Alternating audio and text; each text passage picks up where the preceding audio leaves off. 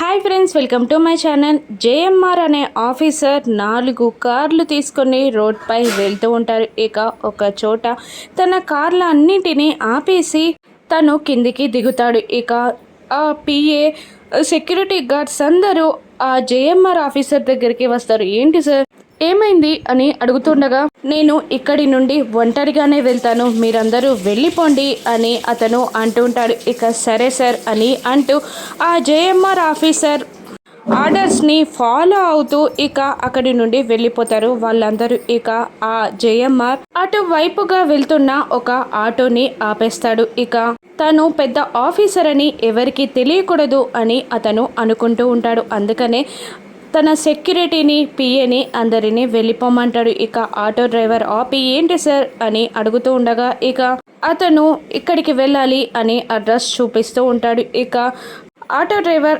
Already passenger ఉన్నారు sir అని అనగానే, ఎవరు వాళ్ళు అని వెనకాల ఉన్న ప్యాసింజర్ వైపు జేఎంఆర్ చూడగానే లక్ష్మి చిరునవ్వుతో కనబడుతుంది. ఇక లక్ష్మిని చూసిన ఆ జేఎంఆర్ చాలా షాక్ అవుతూ ఉంటాడు. ఆశ్చర్యంగా, ఆప్యాయంగా, అన్ని రకాలు కలబోసిన ఎక్స్ప్రెషన్తో లక్ష్మిని చూస్తూ ఉంటాడు జేఎంఆర్. ఇక అతన్ని చూసి లక్ష్మి కూడా కంగారు పడుతూ ఉంటుంది. ఏంటి, ఎందుకు ఇలా నన్ను చూస్తున్నాడు అని లక్ష్మి అనుకుంటూ ఉంటుంది. ఇంతలోనే ఆ జేఎంఆర్ తన పర్స్ని ఓపెన్ చేసి అందులో ఉన్న తన బిడ్డ ఫోటోని చూస్తాడు. తన బిడ్డ పేరు సంయుక్త అని అంటూ లక్ష్మిని ఆ ఫోటోని చూస్తూ ఉండిపోతాడు. లక్ష్మి అచ్చం తన కూతురు సంయుక్త లాగే ఉంటుంది.